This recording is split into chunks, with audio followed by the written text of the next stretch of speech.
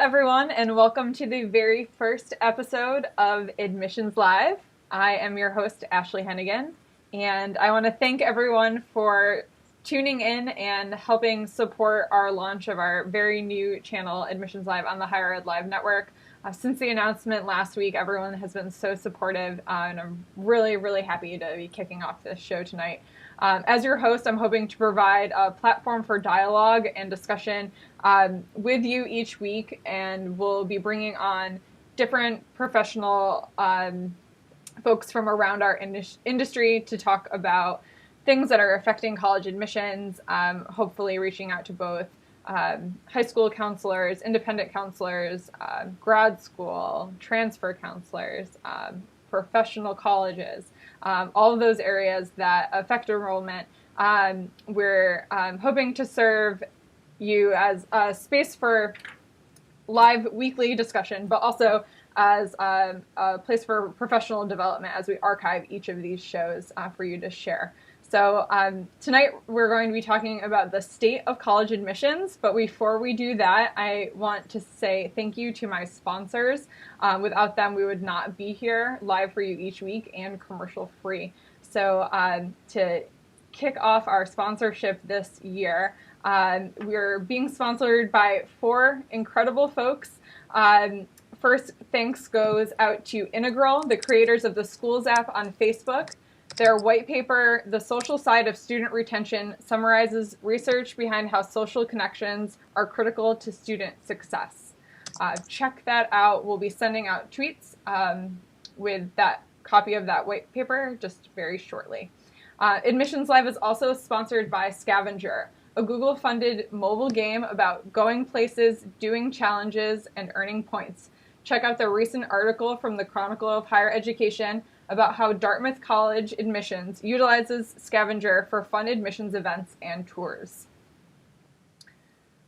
Next up, huge congratulations going out to Welcome to College, who just announced exciting news this morning on being awarded the 2011 winners of FastCompany.com's Visualizing Success National Contest, based on how they build momentum and awareness of the importance of college visits. Congrats to everyone over at Welcome to College. And just lost my screen. It's a live show. Here we are. My very next sponsor is Zinch, and Admissions Live is very happy to be working with Zinch.com this year. They are the preferred destination by over 3 million students to research schools and scholarships and to showcase themselves as more than just a test score. Over 1,000 colleges and universities around the globe partner with Zinch to attract and enroll the best fit students on the largest college search social network in the world. Learn more about Zinch by emailing them at outreach@zinch.com or tweet @socialadmissions. We're sending out a few tweets, so be sure to check out those sponsors after the show. Before I bring on tonight's guest host, I'd like to, or not guest host, but tonight's guest, I'd like to highlight and show a few news items with you in a segment that I like to call Admissions Headlines.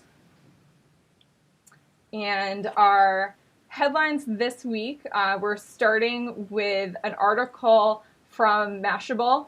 It was an op-ed piece that came out on Friday, and it was entitled, Why College is Still Relevant in the Age of Free Information. And I think this is a really interesting question that I have been asked before.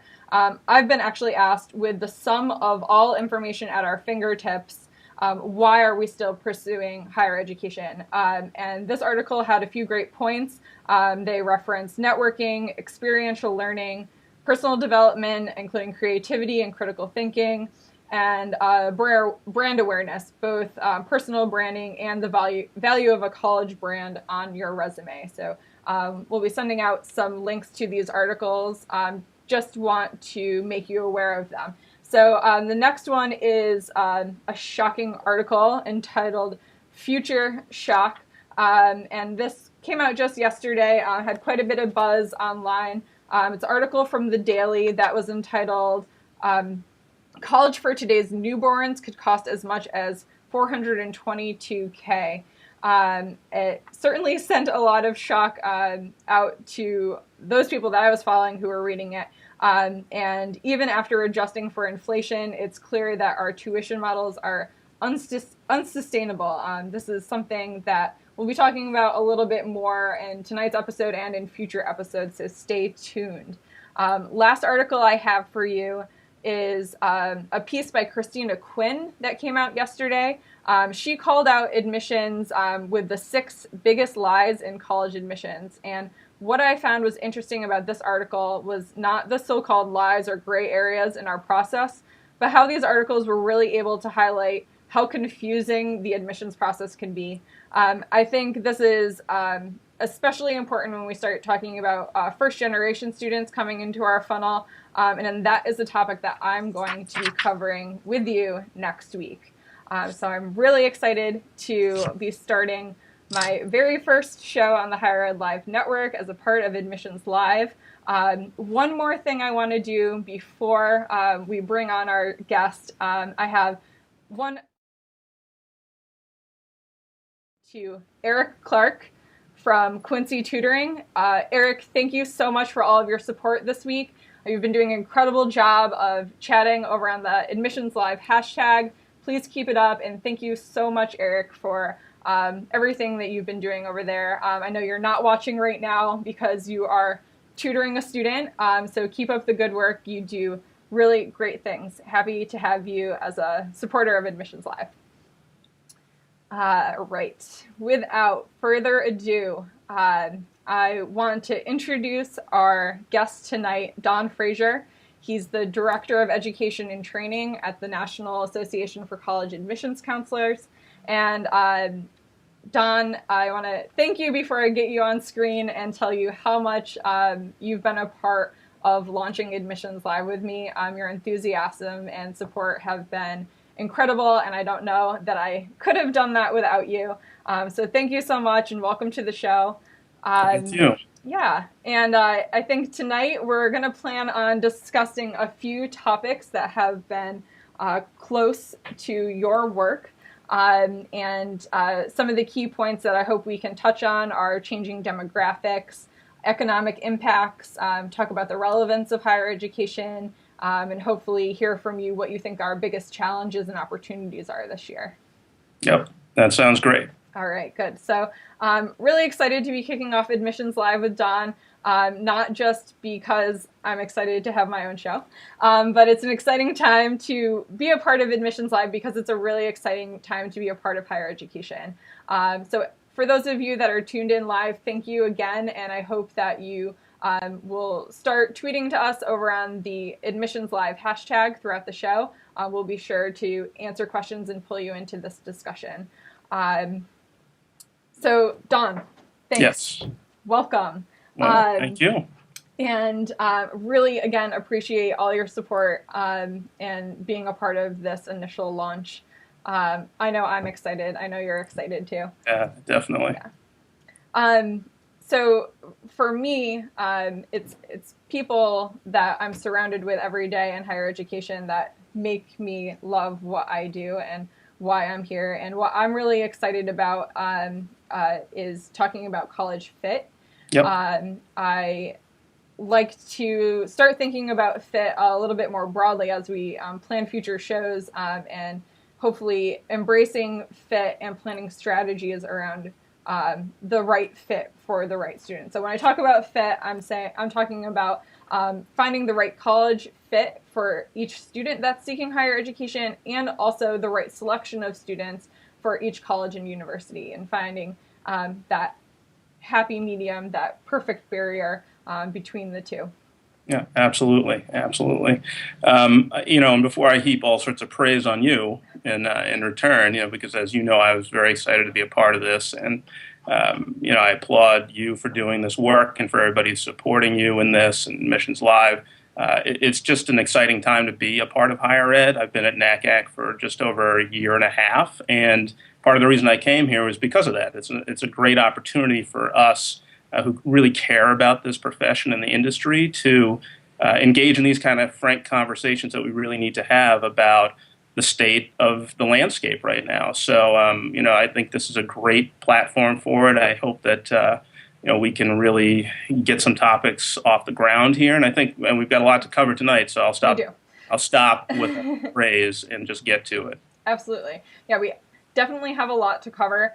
So before we get too deep into talking about FIT and what we should do, I think it's important that we talk about who our students are. And tonight we're going to be referencing a report that your organization puts together each year. It's an annual report, correct? Yes. It's called the State of College Admissions Report, so very appropriate for tonight's show. We're going to be sending out a tweet with the link to that report, but it is a wealth of information that we're going to be covering live on the show tonight, and we have an expert here with us to talk all about it. And I want to get started by talking about who the students are. Let's look at those demographics and sure. Let's talk about what might be changing there. Yeah, so it's really important piece, and I also want to just give quick credit to the authors of the report. So Melissa Kleindist, Sarah Hurley, and David Hawkins here at NACAC work really hard on this annual report, and I think I used to use it before I came here, and I hope that people see the value in it. And now let's sort of take a peek at the demographics that you're referring to. So I think the clear takeaway that we're seeing is around some of the growth with particular age populations, first of all. So you're seeing the what we might call the traditional age student, 18 to 24, with some growth there, but that's not where we're seeing most of the growth. Yeah. We're seeing even more at some of the other age levels. Absolutely. I'm going to throw up a slide for our viewers to see. We have some very handily drawn stick figures to represent our students by age population. These are stick figures with backpacks for those of you that might not be able to see them too well. Like Don is saying, huge growth, 21% in that 25 to 34-year-old range. And I thought even actually more shocking was that percentage of new students who are in that 35 plus range. Mm-hmm. Yeah. And this is really important information, I think, for everybody who's doing this work, and for our association. We're really trying to identify some of the needs there because they're very different for the different age groups. So I think it's important as people look at these statistics that they try and understand how this is going to fit into what they're trying to do as an institution. Absolutely. And I think we've got another stick figure slide to throw up while we talk a little bit about the change in demographics in reference to students of different races and how they're starting to come into our funnel. Right. And this is not news to anybody. I mean, we've been seeing this growth for some time, but we're going to see obviously continued growth for students of color, just about every population students of color over the next 10 years or so. And this is a real game changer. I mean, this is just so different from what we have experienced in higher education. So and with that is a great opportunity. There are a lot of colleges for whom diversity, and when I use the word diversity here, I'm really talking about students of color, that they have had a challenge in getting some of these students to their campus, and they are out there in big numbers and will continue to be. So it is a great opportunity for those colleges that are really trying to find more students of color. Absolutely. And again, thinking about what kind of implications that can have for students in terms of resources that they might have on different cultural resources certainly come, in certain droves with this change in race too. And are you prepared with support services for those students? Right. I mean, I think that we have to be cautious not to sort of make sweeping generalizations about the needs of some of the demographics. But at the same time, we do know and understand that for certain populations, there are going to be some unique challenges, and we have to do a better job of understanding what those needs are, and then address them accordingly, making sure that we do, as you said, have support services for them, and that it starts from the moment we're communicating with a student all the way through their enrollment and then eventual graduation. Right. And, I think it's important, again, to relay that there is an increase in students. Now, I'm in Rochester, New York. I'm in the Northeast, and I hear a lot about a decrease in graduating students, and that's because where I'm located, there is going to be a decrease in those students who are graduating. So we're going to throw up another slide here about the change in demographics as they relate to geography. And, again, this is something that is really important for the institution that I'm currently at because it's a huge, huge shift for us in the Northeast. Mm-hmm, mm-hmm. Yeah, no, this is a really compelling graphic, I think, for folks who aren't aware of what's going on nationally.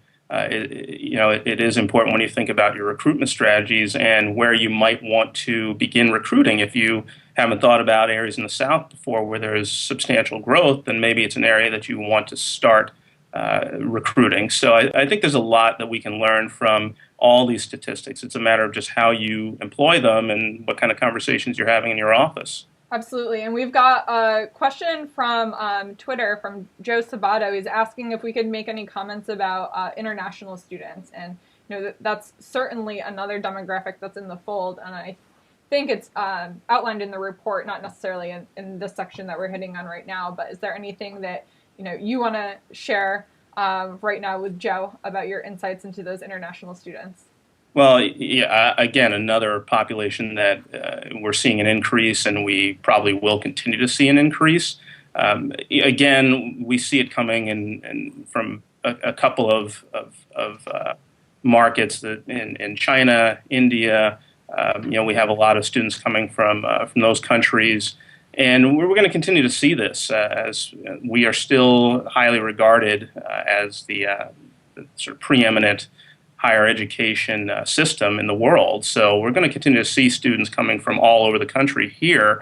And as more colleges get in the game of recruiting international students, then we're just going to see more students going to a broader range of schools, which is, again, exciting, I think, from a diversity standpoint, and reaffirms our position as a great industry here.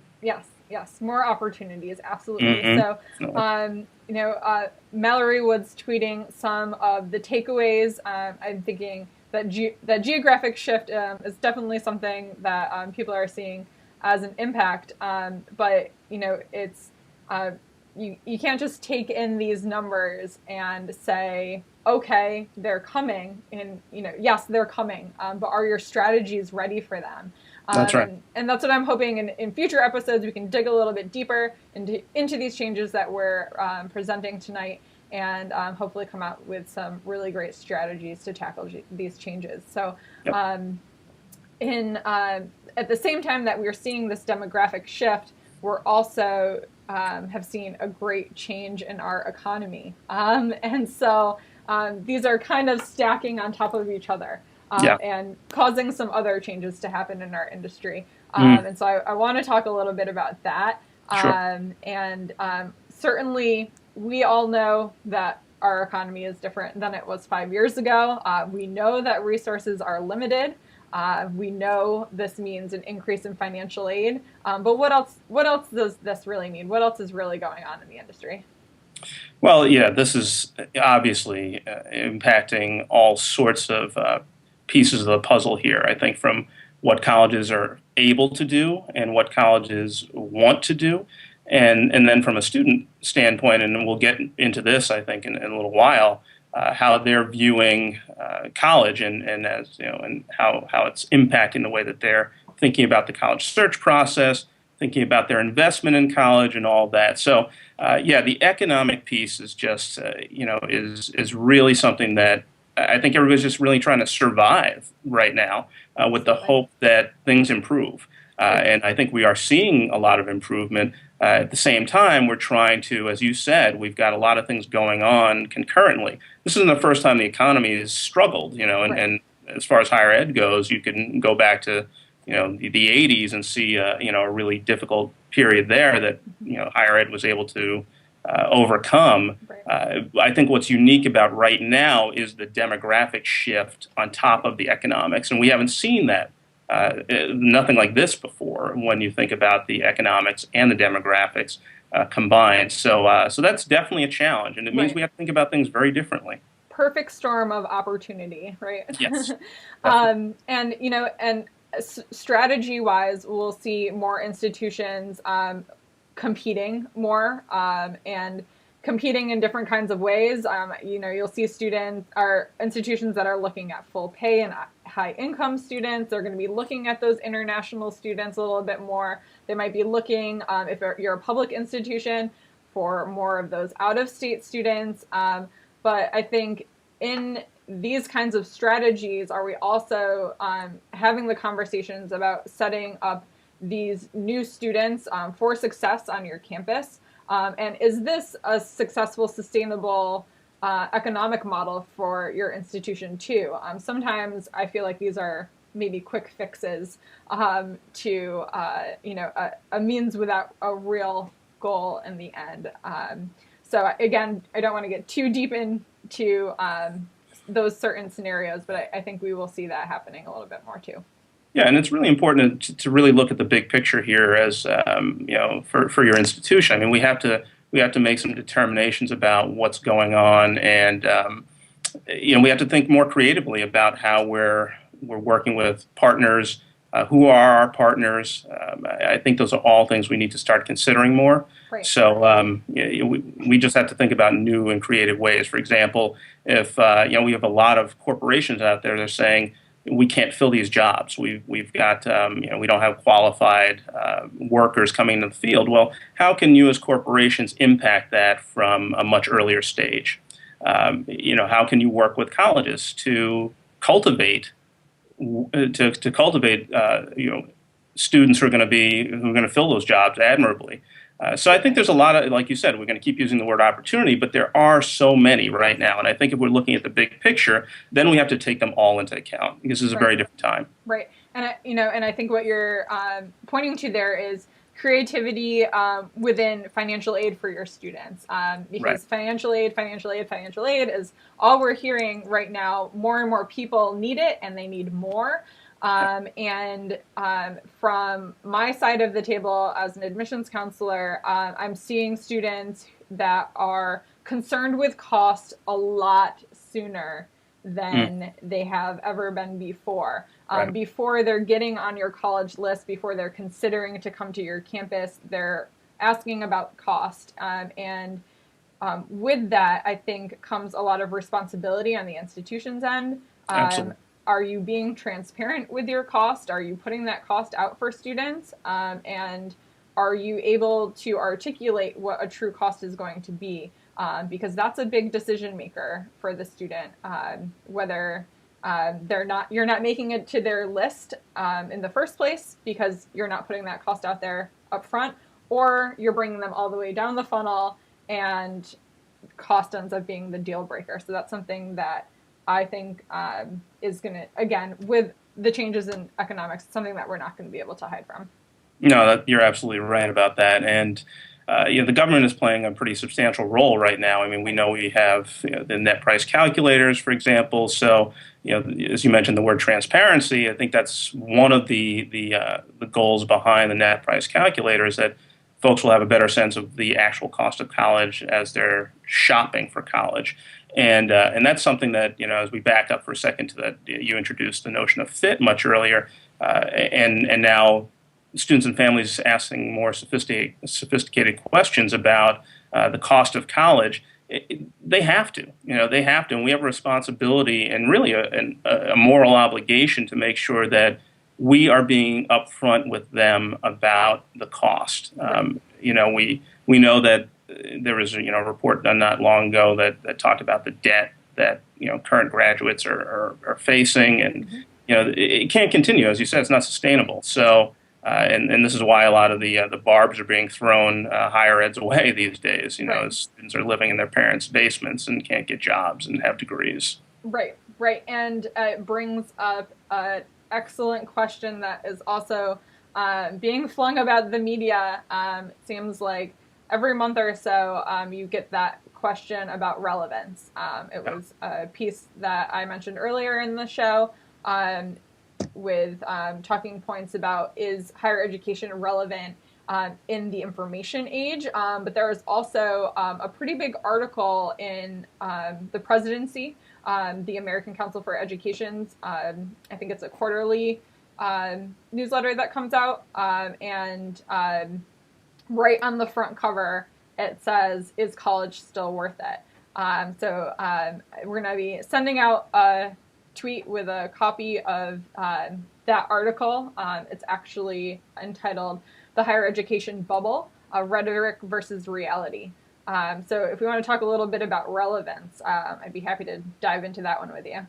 Yeah, no, these are all fun conversations, but I think this one is one that people really, love to engage in these days. I think everybody from folks who are in the industry to parents and students and everybody who's just sort of on the sideline looking at higher education right now and saying, is college worth it? And we've got, and you could say we've seen this before. This isn't the first time this conversation's been raised. It's just, as you said, sort of a perfect storm of opportunity on one hand, but of course some challenges that people are facing. So they're saying, as they see the rising cost and the continued rising cost of college, they're saying, does it make sense? Am I going to get out of this what I'm investing financially here? And a lot of parents are really struggling, and families are struggling to make ends meet in order to send their kids off to college. There are some folks there are some segments of higher ed that benefit from that. If fewer students leaving to go out of state sometimes in particular areas, and the local public institutions seeing an increase in numbers, but of course that becomes a challenge for them because they can't take everybody and they can't fund everybody. Yeah. So it is a really tough one right now, and people are just wondering, is it worth it? Right, and it's coming back to that value proposition for each Right. student, which is going to be very different for every single student, no matter what kind of field you're passionate about, what kind of economic situation you're in. And it always brings me back to what I like to talk about, which is that perfect fit for the student. And if you're doing your due diligence as a student to find the institution that is going to meet your needs, both your academic needs, your social needs, and your financial needs, then you should be able to find that clear value proposition. On our side of the table, though, are we providing students with all of those things that they need to make those informed decisions about fit? And again, that's one of those things that really gets me geared up and makes me excited to do what I do. So I think it's something that I want to talk more about on Admissions Live, and those of you that are watching that also have a passion for this topic, please reach out to me. Let's talk. But I think it's something that really starts to dig into our strategy. Yeah, absolutely. Absolutely. I think that colleges really need to sharpen their message and identify and come to terms with who they are, as an institution, so that they can let students know easily who they are as an institution. As you mentioned, fit, and students and families being pressed to be a little more sophisticated about searching for colleges. We don't want them to search long and hard to figure out what your institution is all about. If you can sharpen that message, then you're more likely to have students applying to your school that have a deep interest in your school for what it's actually worth and what you have to offer. So I think that's a real challenge. But I think this is a time to do a little reflecting and examining what your college is all about, and sharpening that message so that the consumers have a better sense of what they're purchasing. Absolutely. And I know we've covered a lot of these challenges so far, and I'm pretty sure that it's clear that these challenges are going to lead to a change in the way we do the things that we do every day in our jobs. So I want, if you could, to have you highlight what you think some of the biggest challenges for college admissions are going to be in 2012, if you could kind of pull from some of the things we've talked about, or maybe enlighten us with something that we haven't touched on quite yet. Sure. Well, I mean, we've talked a little bit about the whole notion of the changing demographics, but is the system really prepared to accommodate this major shift that is underway right now? And there are some institutions that are already feeling this, and and finding ways to accommodate new students that they haven't seen before. There are others that haven't gotten there yet, but they surely will over the coming years, as we've seen from the numbers. And when I say accommodate, I mean that in every sense of the way, right? From recruitment to enrollment to completion. We can't think about just having students come in and then go through a revolving door. This has been a challenge. I mean, we see the continued, depending on what report you're looking at, graduation rates in college hovering in the 60% range overall. And then if you break down the demographics and look at some of the historically underrepresented populations, they're horrifically low. So we can't continue this. If we know these students are coming in droves, if they are coming with some different social and cultural capital, then we have to be prepared as institutions to embrace what they're coming with, and then help them navigate our system. The days of saying you're 18, you're an adult, welcome to campus, sink or swim, is not acceptable. I mean, I think we need to move away from that model. Absolutely.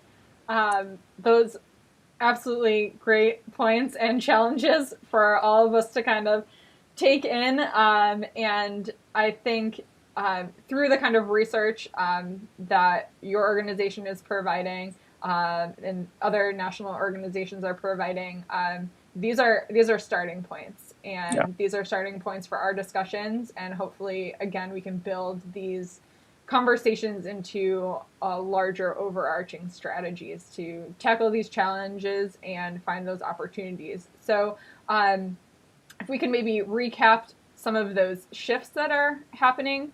We've seen the big demographic shifts, the geographic shifts, the shifts in race and non-traditional students entering our institutions. How are these shifts going to impact what we do every day? It's certainly on my end of daily life impacting all sorts of areas of recruitment, communication, travel, other kinds of insights that you might see us finding impacts? Yeah, well, I think that when you're talking about the recruitment and we're talking about the shift, the challenge I think for colleges is to find these students. I think if you don't have a name in a particular city or an area or a community, then breaking in is difficult. And I think again, as we talk about creative ways to do this, we have to get creative, and colleges have to say, well, who do we need to partner with? There are a number of community-based organizations, for example, who are doing incredible work with students that are supporting students, and whether those are college-focused or not, they are serving students as they go through high school.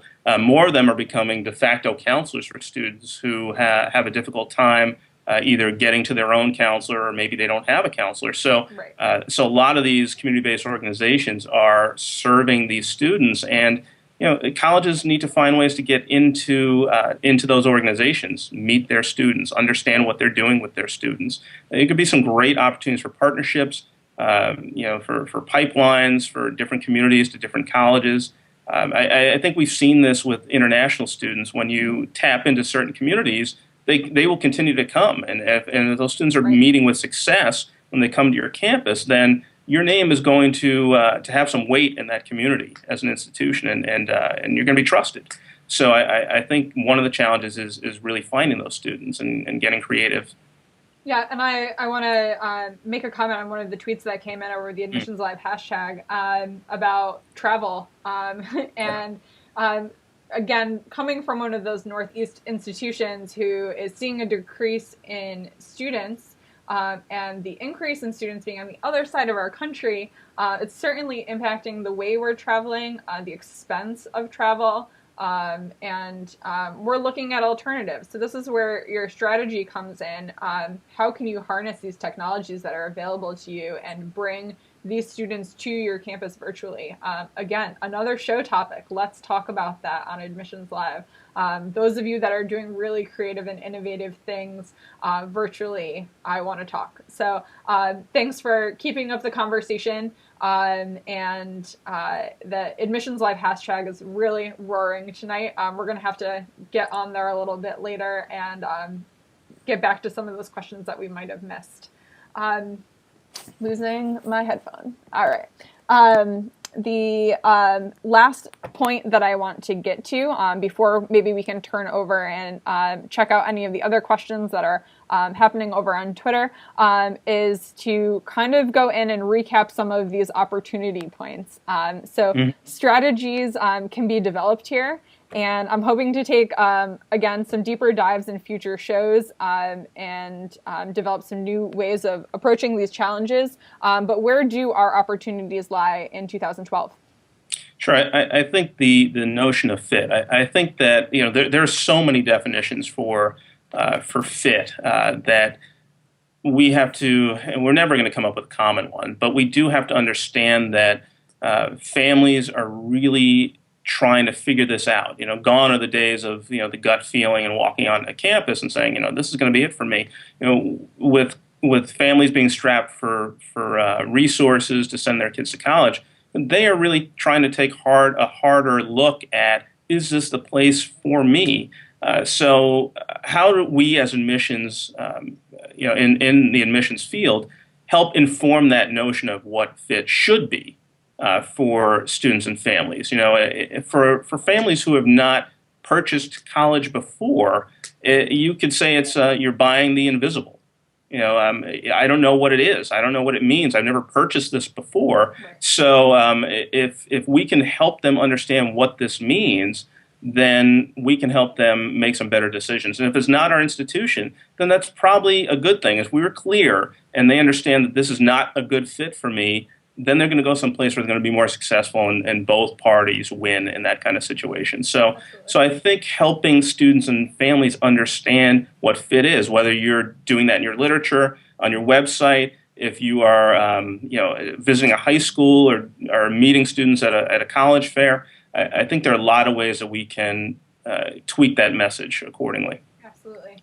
And I have seen some just really incredible conversations happening over on our Twitter hashtag. And we're seeing some folks that are doing some awesome things in the virtual space using, it looks like, some programs like Adobe Connect. We're also seeing some people who are doing interesting things over in the virtual campus tour area, they're doing virtual webinars and college fairs and all of those sorts of spaces.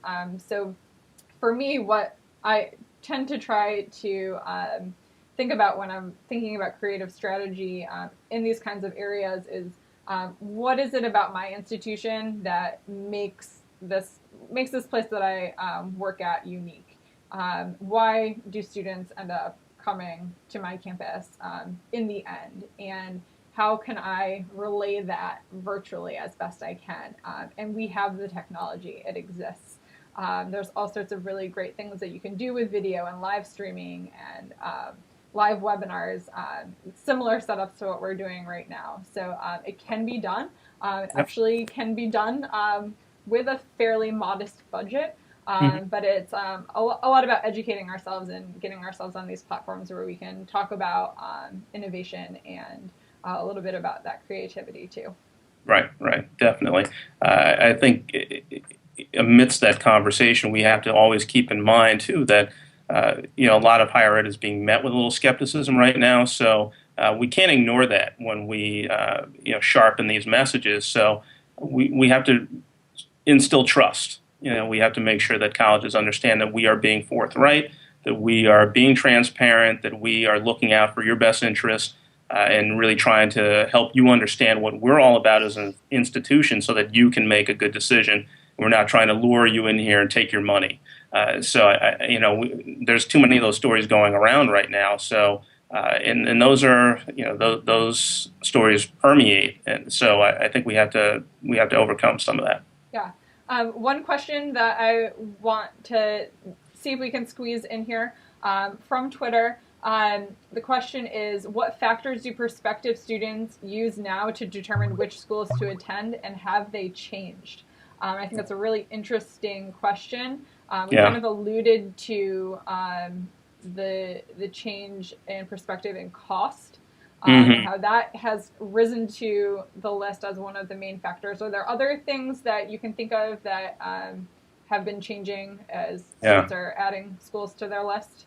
Sure. Well, I'm smiling a little bit over here because this is one that this is sort of right in my wheelhouse because as a former school counselor myself and having worked with students on the notion of finding fit, yeah, we have to. I think students are looking at some different metrics these days. I think the traditional ones everybody can name: size, cost, location. Do they have my major? Well, these are all important things, of course, but we need to move beyond that. For example, students need to start looking at graduation rates and retention rates at colleges. This is what the savvy shopper should be doing. If I'm a black male and I'm applying to college, then I can't look at the overall graduation rate. I need to look at the graduation rate for black males at your institution. And if it is 20 percentage points lower than the overall graduation rate, I need to ask why. I need to ask that question to understand what's going on here. That's something that I think we need to help students and families do a better job of. The second thing, which I think is very much aligned with what's going on with the economy, is looking at resources like the career services that a college offers. I think again, I'll say, gone are the days where you walk in like spring of your senior year with your resume and say, all right, I need to find a job, and maybe they can help me clean up my resume. Students need to consider those services as they're enrolling, and get a sense of how invested is this college in in my employment, my employability after I graduate. And again, if you know what you're studying, then you should ask, what are students who are who are psychology majors? That was me. What are they doing after they graduate? Are they getting jobs? Are they Working going in on admissions? Are they in admissions? Yeah, right. So I think these are things that we have to ask. So to answer that question, I think I would certainly love to see students and families asking more of that, and I think you probably see it a little bit here and there, but we still have to get them beyond those basic ones that I mentioned. Important, but if you're talking about the investment and your likelihood of completing, which is the goal, then you need to start asking some different questions. Absolutely. Awesome. Thank you for that. And I think it's just about time to wrap things up. There are a lot of really great conversations happening on the Admissions Live hashtag, so be sure to follow up with us over there. Thank you so much, Don, for coming on and being my very first guest. I think Thanks I for shook having off me. my nerves after the first couple of minutes, and I had a great time. So hopefully we can get together again sometime. Yeah, definitely. And you can follow Don on Twitter at FrasierDE. You can follow me on Twitter at Ashley Hen. And you can also follow all of us along and everyone else that's getting involved in the show on the Admissions Live hashtag. We're going to be here every Tuesday night at 7 p.m. Eastern Time. Next week, I'm really excited to be talking about the first generation perspective. What is it like for first generation students to be going through our process? What are those questions that they're asking? What are their parents interested in? And I'm going to be joined by Michael Zarek from College Counseling for the Rest of Us. He's an independent counselor who spends incredible amount of time with this population and has a wealth of knowledge. So please tune in again with us next week when we bring you another fantastic episode of Admissions Live. Thanks for tuning in, and I'll see you over on Twitter. Thanks.